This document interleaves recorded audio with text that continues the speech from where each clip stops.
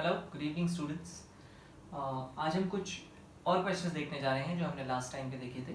आज वाले क्वेश्चंस मोर conceptually clearing होंगे। लास्ट टाइम पे हमने मोर लेस आप ऐसा समझ लो कि न्यूमेरिकल टाइप के क्वेश्चंस ही जस्ट देखे थे। थोड़ा सा आज हम उसमें ग्राफिकल अप्रोच डालेंगे कि ग्राफिकली थर्मोडायनामिक्स के क्वेश्चंस वर्क डन पे बेस्ड किस तरीके से किए जाते हैं। तो देखना बेटा, अगला question graphically calculate the work done when a gas is allowed to expand isothermally from 1 liter to 5 liter against a constant external pressure of 4 atm. Okay, isothermally की बात की गई है 1 litre to 5 litre against a constant external pressure. ये line हम देखते ही हम समझ जाएंगे कि प्रोसेस कैसा है, इररिवर्सिबल एक्सपेंशन है 1 लीटर से 5 लीटर। ओके, अच्छा कहानी यहाँ खत्म नहीं हुई 5 लीटर पे। 4 एटीएम के एक्सटर्नल प्रेशर के अगेंस्ट एक्सपेंशन कराया 1 लीटर से 5 लीटर का, ठीक है। उसके बाद और भी कराया from 5 litre to 10 litre against a constant external pressure of 2 atm. Okay, and finally from 10 liter to 20 liter against a constant external pressure of 1 atm, है ना। तो यानी ये 3 स्टेप में प्रोसेस कराया गया है। 3 स्टेज इररिवर्सिबल प्रोसेस हो गया ये, है ना। 3 स्टेज, एक n स्टेज इररिवर्सिबल प्रोसेस मैंने आपको बताया था, ये उसी में n स्टेज की जगह 3 स्टेज इररिवर्सिबल प्रोसेस है, इररिवर्सिबल एक्सपेंशन है, ठीक है। ओके, तो हमसे बोला है कि also calculate what would have been the work done in the above process had the gas been expanded from 1 liter to 20 liter reversibly। ये जो एक्सपेंशन कराया गया है 1 लीटर से स्टार्ट करके 20 लीटर पे खत्म किया है, अगर इसी को रिवर्सिबली कराते तो क्या वर्क डन होता, और हम उनके बीच में एक रिलेशन भी निकालेंगे टुवर्ड्स द एंड, है ना, जैसी वैल्यूज आ जाती हैं। तो देखो इस चीज को ग्राफिकली कैसे प्लॉट करना है बेटा, देखना ध्यान से। प्रेशर वर्सेस वॉल्यूम का ग्राफ बना दिया मैंने।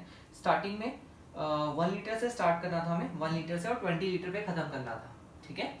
20 लीटर पे खत्म करना था, 1 लीटर से स्टार्ट करना था। 1 लीटर से 5 लीटर तक जो एक्सपेंशन था it was against a constant external pressure of 4 ATM, ठीक है। अच्छा, 4 एटीएम का ये कांस्टेंट एक्सटर्नल प्रेशर हो गया। उसके बाद 5 लीटर से 10 लीटर 2 एटीएम का कांस्टेंट एक्सटर्नल प्रेशर है, और 10 लीटर से 20 लीटर तक 1 एटीएम के अगेंस्ट कांस्टेंट एक्सटर्नल प्रेशर है। तो ये देखो कांस्टेंट वाले ग्राफ्स, ये कांस्टेंट प्रेशर के ग्राफ्स एकदम हॉरिजॉन्टल लाइंस आएंगी। अच्छा, बीच में डिसकंटिन्यूटी आपको दिख रही है, ये ऑब्वियस ही बात है, यहाँ पे डिसकंटिन्यूटी आएगी। अच्छा, और ये जो मैंने ब्लैक से ग्राफ बनाया है ये एक रिवर्सिबल आइसोथर्मल एक्सपेंशन का ग्राफ है। आप सोचो पीवी इक्वल्स टू कांस्टेंट जो होता है, अगर पीवी इक्वल्स टू कांस्टेंट की मैं बात करूं तो उसका ग्राफ कैसे बनाते हैं, आइसोथर्मल ग्राफ ऐसे तो बनाते हैं, है ना, एक रेक्टेंगुलर हाइपरबोला। तो ये वाला जो ग्राफ है जो ब्लैक लाइन से बनाया गया है ये रिवर्सिबल आइसोथर्मल एक्सपेंशन का ग्राफ है, starting from 1 litre and ending eight 20 litres, ठीक है भाई। अच्छा, 1 लीटर से स्टार्ट करके अपन 20 लीटर्स तक गए, बहुत बढ़िया। तो 20 लीटर्स पे देखो ये वाला जो पॉइंट आ रहा है, ये वाला जो पॉइंट आ रहा है यहाँ पे 20 लीटर्स है, और प्रेशर है कितना, 1 एटीएम, ठीक है। तो प्रेशर अगर 1 एटीएम है, इस पूरे के पूरे कर्व पे एक्सटर्नल प्रेशर हमेशा इंटरनल प्रेशर के इक्वल होता है। यानी यहाँ पे मैं हर जगह PV pressure into volume, gas का इंटरनल प्रेशर और उसका वॉल्यूम, उसका प्रोडक्ट जो है वो एनआरटी से इक्वेट कर सकता हूँ, या फिर ऐसा बोल सकता हूँ कि पीवी की वैल्यू कांस्टेंट आएगी इस पूरे कर्व पे, ठीक है।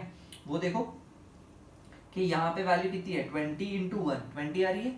अच्छा, ये पॉइंट मुझे पता चल गया, ये पॉइंट, इस पॉइंट के बारे में मेरे पास इंफॉर्मेशन है। यहाँ पे भी देख लो 2 इंटू 10 कितना आ रहा है, 20, प्रेशर इंटू वॉल्यूम 20 आ गया। इस पॉइंट पे चेक कर लो, इस पॉइंट पे भी अगर चेक करेंगे तो 4 इंटू 5 कितना आ रहा है, 20। इनफैक्ट अगर इस 1 लीटर पे कोई आपसे प्रेशर पूछ ले ना तो वो भी आप अपने आप बोल सकते हो, अगर ये 1 लीटर है तो यहाँ पे जो प्रेशर रहा होगा वो रहा होगा 20 एटीएम, है ना। ये भी पॉइंट हम बता सकते हैं। इनफैक्ट इस पूरे कर्व पे आप कोई भी पॉइंट बता सकते हो, internal pressure of the gas बता सकते हो। अच्छा, क्या इररिवर्सिबल में ये चीज वैलिड नहीं होनी चाहिए, नहीं।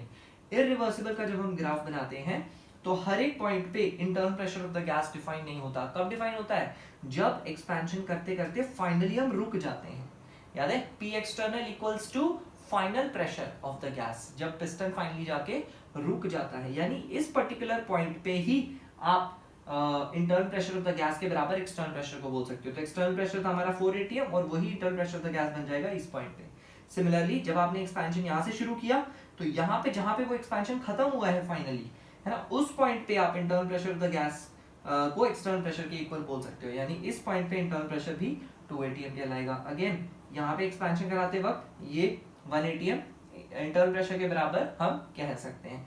ठीक है। इन पर्टिकुलर पॉइंट्स पे, जो बीच के पॉइंट्स हैं, इसमें हम इंटरनल प्रेशर गैस का क्या चल रहा है वो हम नहीं कह सकते। ऑब्वियसली इंटरनल प्रेशर कुछ इनमें से चल रहा होगा, है ना, इन पर्टिकुलर वैल्यूज पे। सिमिलरली यहाँ पे जब ये एक्सटर्नल प्रेशर की बात चल रही थी, है ना, तो ये वाली वैल्यूज इंटरनल प्रेशर की चल रही थी, ठीक है। सिमिलरली जब ये एक्सटर्नल प्रेशर की बात चल रही थी तो ये वाली वैल्यूज इंटरनल प्रेशर की चल रही थी। सिर्फ लास्ट पॉइंट पे जाके, है ना, सिर्फ लास्ट पॉइंट पे जाके एक्सटर्नल प्रेशर जो है वो गैस के इंटरनल प्रेशर के बराबर हो जाता है, ठीक है। जैसे कि हमने बात की थी, इरिवर्सिबल प्रोसेस में होता ही है ना, जब कभी भी एक स्टेज पूरा होता है इरिवर्सिबल प्रोसेस का, तो final pressure equals to the external pressure हो जाता है, ठीक है। तो ये तो बात हो गई ग्राफ की, कि ग्राफ किस तरीके से मैंने क्वेश्चन से डेराइव किया है, रिलेट किया है। अब फाइनली बात रह जाती है बस वर्क डन की। तो वर्क डन क्या होता है, एरिया अंडर द ग्राफ, ठीक है। इरिवर्सिबल का एरिया अंडर द ग्राफ निकालना तो बहुत ही इजी है। आपको क्या करना है, बस ये वाली लाइंस जो है इसके नीचे का एरिया निकालना है, यानी ये वाला एरिया, ये वाला एरिया प्लस ये वाला एरिया, बस ये आपका रिवर्सिबल का एरिया जो भी है वो आपका वर्क डन हो जाएगा। कौन से प्रोसेस का, इरिवर्सिबल प्रोसेस का। एक्चुअली ये जो है, ये एरिया अंडर द ग्राफ, ये एक्चुअली मैग्नीट्यूड ऑफ वर्क देता है। W इरिवर्सिबल का जो मैग्नीट्यूड है, this will be given by area under PV graph, ठीक है। साइन क्या आएगा उसका वर्क डन का, वो हमें एक्सपेंशन या कंप्रेशन के हिसाब से देखना पड़ता है। जैसे यहाँ पे गैस क्या हो रही है, एक्सपैंड हो रही है, एक्सपैंड हो रही है, यानी वर्क डन नेगेटिव आना चाहिए as per the sign convention. तो वो साइन हम लास्ट में लगा देंगे, पहले एरिया कैलकुलेट कर लें। अगर मैं mod of, obviously value positive आएगी क्योंकि मैंने मॉड लगा दिया, तो area under the graph will give you the magnitude of the work done. तो वैल्यू देख लो, ये रेक्टेंगल बन रहे हैं, 4 इंटू ये हो गया 4 इंटू ये कितना हो गया 4, तो इसको हम लिखेंगे 4 इंटू 4 प्लस ये वाले रेक्टेंगल की अगर बात करें तो ये हो जाएगा 2, है ना, 2 इंटू 5, 2 इंटू 5 प्लस जो लास्ट वाला रेक्टेंगल है इसमें हो गया 1 इंटू ये डिफरेंस कितना है 10, 1 इंटू 10, ठीक है। तो हो गया 16 प्लस 10 प्लस 10, 20 और 16 यानी कि 36। ये मैग्नीट्यूड आ गया वर्क डन का 36। यानी ऑब्वियसली अगर कोई हमसे W इरिवर्सिबल पूछे तो माइनस का साइन लगा के -36 लीटर ATM इतना बन जाएगा, है। वॉल्यूम लीटर में था, प्रेशर ATM में था। तो ये इरिवर्सिबल वर्क डन की बात हो गई। जहां तक बात रही 1 लीटर से लेके 20 लीटर तक रिवर्सिबली वर्क की, रिवर्सिबली कितना वर्क होता तो उसका जो फॉर्मूला होता है, क्योंकि हम डायरेक्टली ये एरिया नहीं निकाल सकते, है ना, कि इस कर्व के नीचे का एरिया कितना है ना। यहाँ तो चलो हमने स्ट्रेट लाइन थी तो एरिया ऑफ रेक्टेंगल करके निकाल लिया, उस कर्व के नीचे का एरिया हम डायरेक्ट नहीं निकाल सकते, है ना। तो उसके लिए हमें डायरेक्ट फॉर्मूला यूज करना पड़ेगा W रिवर्सिबल वाला आइसोथर्मल का, ठीक है, जो कि क्या था, W रिवर्सिबल का फॉर्मूला था -2.303 nRT log V2 by V1। ये था हमारा फॉर्मूला रिवर्सिबल वर्क डन का, है ना। डायरेक्ट साइन के साथ ही आएगा क्योंकि हम फॉर्मूला अप्लाई कर रहे हैं, ओके। अच्छा, एक चीज आप इसको देख के साफ साफ बोल सकते हो कि रिवर्सिबल के नीचे का जो एरिया है वो इरिवर्सिबल के एरिया से डेफिनेटली बड़ा होगा, है ना। रिवर्सिबल का ग्राफ आपको ऊपर दिख रहा है ना। तो रिवर्सिबल का जो एरिया है, एरिया अंडर द ग्राफ, वो डेफिनेटली इरिवर्सिबल के एरिया से बड़ा होगा, चाहे कितने भी स्टेज एक्सपेंशन कर लो, है ना। कितने भी स्टेज एक्सपेंशन कर लो, 3 स्टेज, 2 स्टेज, 1 स्टेज, या कितने भी स्टेज कर लो, हमेशा रिवर्सिबल का जो एरिया है वो इरिवर्सिबल वाले एरिया से बड़ा ही होगा। देखो ना, ऊपर से निकल रहा है ये, ठीक है। पर अगर मैं साइन लगा के बात करूं, है ना, जैसे अगर मैं साइन लगाऊंगा, ऑब्वियसली क्योंकि मैग्नीट्यूड ज्यादा है और साइन मुझे नेगेटिव लगाना है ना, तो ऑब्वियसली वो वैल्यू नेगेटिव के साथ छोटी हो जाएगी, यानी W इरिवर्सिबल W रिवर्सिबल से बड़ा आएगा अगर मैं साइन के साथ बात करूं तो, ठीक है। तो देख लेते हैं, इस चीज को प्रूव भी कर लेता हूं मैं। यहाँ पे N और T के बारे में कोई खास इन्फॉर्मेशन कहीं पे भी नहीं दे रखी है, बट हाँ हमें एक चीज पता है कि NRT की जगह मैं PV अप्लाई कर सकता हूँ। NRT हमारा PV होता है ना। कहाँ पे अप्लाई कर सकते हैं, इनमें से कोई भी पॉइंट उठा लो, है ना, ये सारे जितने भी पॉइंट्स हैं इनमें से कोई भी उठा लो जहाँ पे आपको मालूम है उसकी वैल्यू। तो प्रेशर 180 है, वॉल्यूम 20, तो यहाँ मैं पुट कर देता हूँ -2.303 into 20 into log, final volume was 20, initial was 1, तो ये बन जाएगा -2.303 20 एंड log 20 इज इसको बोल सकते हैं log 10 plus log 2. log 10 is 1, log 2 is 0.3, तो 1.3 हो जाएगा ये. ठीक है, सिंपल है, इसको मल्टीप्लाई कर लो तो ये बन जाएगा 2.303 इंटू 26, है ना. इसको अगर आप मल्टीप्लाई करोगे थोड़ा मुश्किल है. 26 ये हो जाएगा 52 और 26 3 जा, it will come out to be approximately 60. Approximately आएगा ये 60 litre ATM. Approximately this will come out to be 60 litre ATM. थोड़ा कम ही आएगा, -50 59 के आसपास, पर ठीक है, अप्रोक्सीमेटली ले लिया मैंने -60 लीटर ATM. ठीक है भाई. तो जैसे कि आपको दिख रहा होगा कि अगर मैं इसका मैग्नीट्यूड लेता, मैग्नीट्यूड डेफिनेटली इससे बड़ा आता, जो कि हमें ग्राफ से भी समझ में आ ही रहा था. रिवर्सिबल के नीचे का एरिया ज्यादा है ना, और क्योंकि एरिया ज्यादा है तो नेगेटिव साइन के साथ वो वैल्यू छोटी हो जाएगी. तो -60 इज डेफिनेटली छोटा देन -36, है ना. तो W irreversible greater than W reversible आ रहा है. ठीक है, ये जो बात है ना, W irreversible is greater than W reversible, ये ऑलवेज ट्रू है, ये हमेशा ही होगा. W इररिवर्सिबल हमेशा ही W रिवर्सिबल से बड़ा होगा, चाहे एक्सपेंशन करा लो, चाहे कंप्रेशन करा लो, चाहे प्रोसेस आइसोथर्मल हो, चाहे एडियाबैटिक हो. मोस्टली आपको ये इश्यूज जो आएंगे, ऐसे क्वेश्चन जो पूछे जाते हैं आइसोथर्मल और एडियाबैटिक में पूछे जाते हैं कि इररिवर्सिबल और रिवर्सिबल का वर्क डन कंपेयर करो, किसका ज्यादा होता है किसका कम होता है. तो चाहे आइसोथर्मल हो चाहे एडियाबैटिक हो, कोई भी प्रोसेस हो, और उनमें चाहे एक्सपेंशन कर रहे हो चाहे कंप्रेशन कर रहे हो, हमेशा वर्क डन जो है इररिवर्सिबल का हमेशा वर्क डन रिवर्सिबल से बड़ा ही आएगा. ये मैं आपको एक और एडियाबैटिक का क्वेश्चन कराऊंगा इसके बाद, उसके बाद आपको ये जस्टिफाई भी कर दूंगा कि हाँ भाई एडियाबैटिक होए, उसमें कंप्रेशन भी करा के देख लेंगे, और तब भी आपको यही पता चलेगा कि इररिवर्सिबल का वर्क डन रिवर्सिबल से बड़ा आ रहा है ना. वो खैर ग्राफिकली भी दिखता ही है, एंड इन एनी केस वो आपको जस्टिफिकेशन बाय नंबर्स भी मिल जाएगा, जैसे हम एडियाबैटिक प्रोसेस का क्वेश्चन कर लेंगे, जो कि करेंगे इसके जस्ट बाद. ओके, हाँ तो बच्चों देखते हैं अगला सवाल.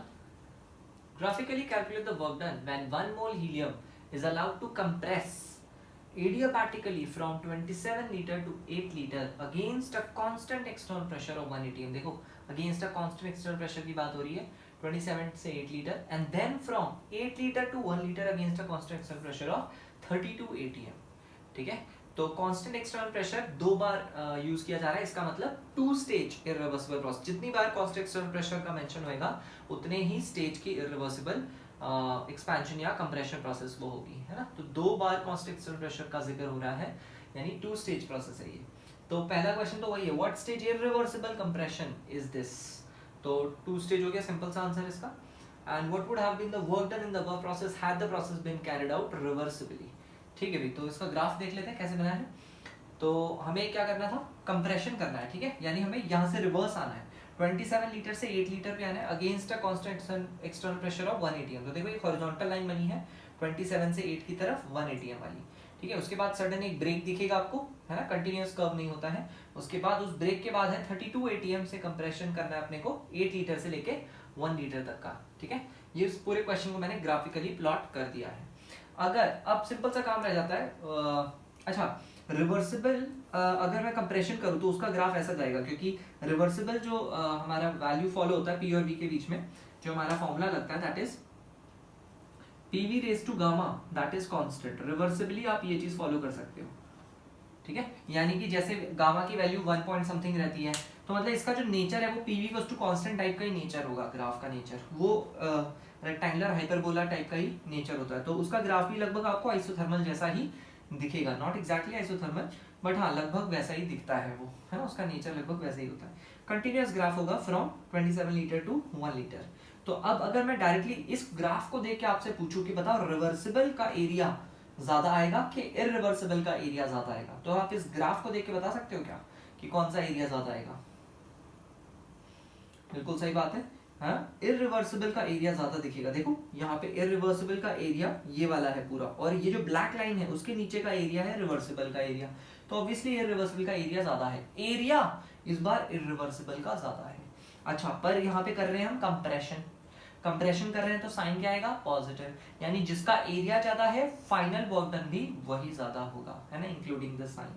तो इसका मतलब इरिवर्सिबल का एरिया ज्यादा है और वर्क डन में भी इरिवर्सिबल ही ज्यादा है। इससे पहले वाले क्वेश्चन में मैंने यही बोला था कि इरिवर्सिबल वर्क डन हमेशा ही ज्यादा होगा, एरिया भले किसी का ज्यादा। कंप्रेशन करते वक्त एरिया इरिवर्सिबल का ज्यादा होता है, एक्सपेंशन करते वक्त एरिया रिवर्सिबल का ज्यादा होता है।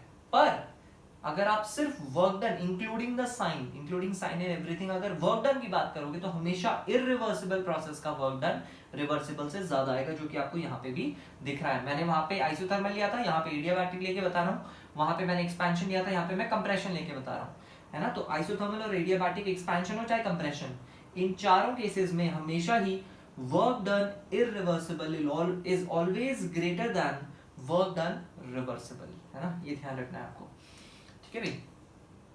अच्छा, तो नेक्स्ट बाकी बचा क्वेश्चन को सॉल्व करना है अपने को। अच्छा, कुछ पॉइंट्स निकाल लेते हैं, जैसे कि ये वाला पॉइंट, पर्टिकुलर पॉइंट, है ना, कहाँ से स्टार्ट हुई है गैस और कहाँ पे खत्म हुई है ना। तो हमें एंडिंग तो पता है, ये P2 है, फाइनल प्रेशर, है ना, फाइनल प्रेशर, क्योंकि ये देखो ये एक्सटर्नल प्रेशर प्लॉट किया होता है, तो एक्सटर्नल प्रेशर क्या ही मैं इसे इंटरनल प्रेशर भी बोल सकता हूँ, हाँ इस पॉइंट पे बोल सकता हूँ। सिमिलरली ये वाली लाइन जहां खत्म हुई है, ये इस पॉइंट पे जो एक्सटर्नल प्रेशर है उसे मैं इंटरनल प्रेशर भी बोल सकता हूँ। तो इस पॉइंट पे गैस का इंटरनल प्रेशर था 1 atm, इस पॉइंट पे गैस का इंटरनल प्रेशर था 32 atm, ठीक है, ये गैस के इंटरनल प्रेशर हो गए, ठीक है भाई। और इस पॉइंट पे गैस का इंटरनल प्रेशर कितना है वो हमें नहीं पता, वो निकाला जा सकता है, PV raise to gamma constant है, उसको सॉल्व करके आप निकाल सकते हो ये चीज, ठीक है। तो जैसे मान लो इस पॉइंट पे मुझे प्रेशर निकालना है, तो कैसे निकालेंगे इस पॉइंट का प्रेशर? इस पॉइंट का प्रेशर निकालने के लिए मैं अप्लाई कर दे रहा हूँ P1 V1 raise to gamma equals to P2 V2 raise to the power gamma, ठीक है। अच्छा, और P1 प्रेशर 1 है हमारा, यहाँ से स्टार्ट किया ना, तो प्रेशर 1 ये मुझे कैलकुलेट करना है। Volume is 27 raise to the power gamma, देखो कौन सी गैस है, हीलियम यानी मोनोटॉमिक के लिए गामा होता है 5/3। फाइनल प्रेशर था 32 atm, ठीक है। फाइनल वॉल्यूम था 1 litre raise to the power 5/3, ठीक है। तो देखो 27 का जो क्यूब रूट है, 27 का क्यूब रूट है दैट इज 3, और 3 की पावर 5 करना है, तो 3 की पावर 5 यानी कि 32 डिवाइड बाय 243, इतना एटीएम आ जाएगा भाई। ये स्टार्टिंग प्रेशर है ना, यहाँ से इस पॉइंट का प्रेशर है, दिस इज सपोज स्टेट 1, यहाँ से हम लोग यहाँ तक गए स्टेट 2 तक, ठीक है। अच्छा, ये निकाला भी हमने ये प्रेशर, देखो वो वर्क डन में काम आएगा।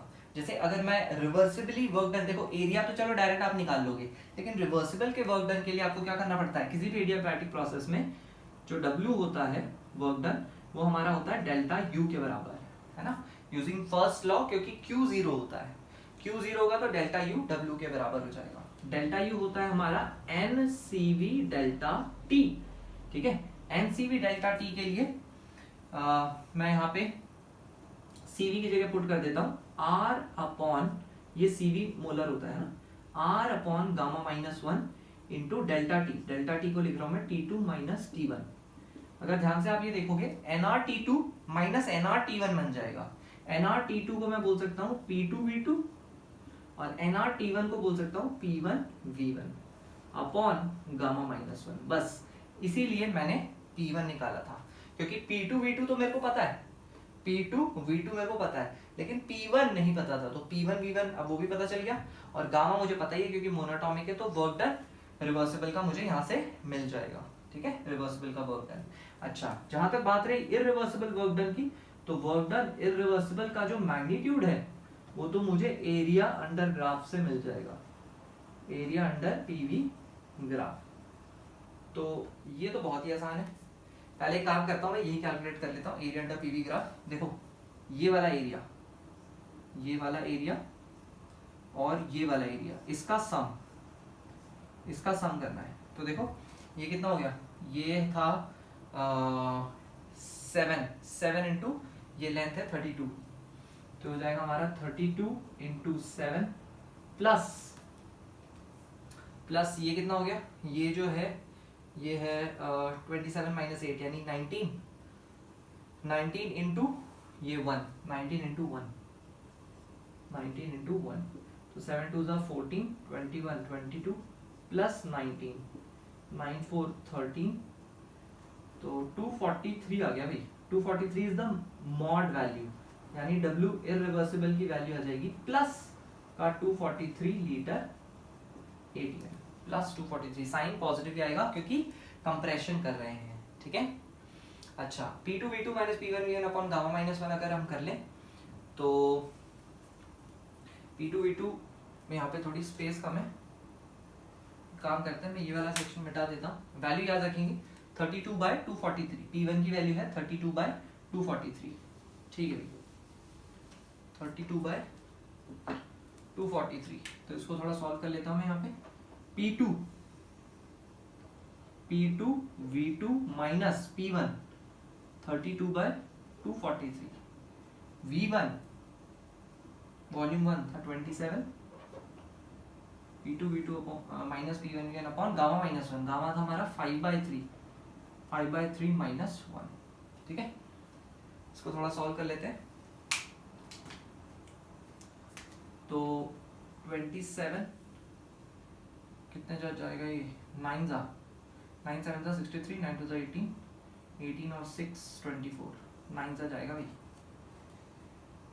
ठीक है।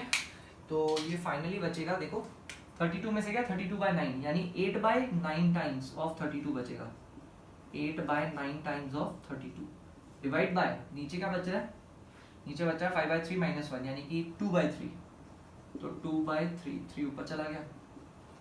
तो इसको भी थोड़ा बहुत काट पीट लेते हैं, ये हो जाएगा 2 4 जा 8, 3 3 जा 9, ठीक है। ये हो गया 3 11 जा अप्रोक्सीमेटली।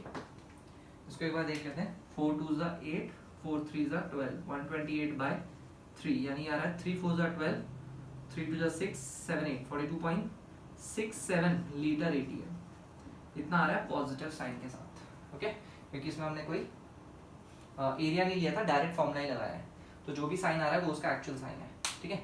तो आप यहाँ पे देख ही सकते हो कि जो रिवर्सिबल का जो वर्क डन है वो इरिवर्सिबल के वर्क डन से छोटा है, बहुत छोटा है ना भाई। तो जैसे कि हमने बोला था कि आइसोथर्मल प्रोसेस हो चाहे एडियाबैटिक प्रोसेस हो, हमेशा W इरिवर्सिबल W रिवर्सिबल से बड़ा आता है, ठीक है। मैग्नीट्यूड या एरिया चाहे किसी का भी बड़ा हो, लेकिन W रिवर्सिबल हमेशा ही W इरिवर्सिबल हमेशा ही W रिवर्सिबल से बड़ा आएगा, ठीक है भाई।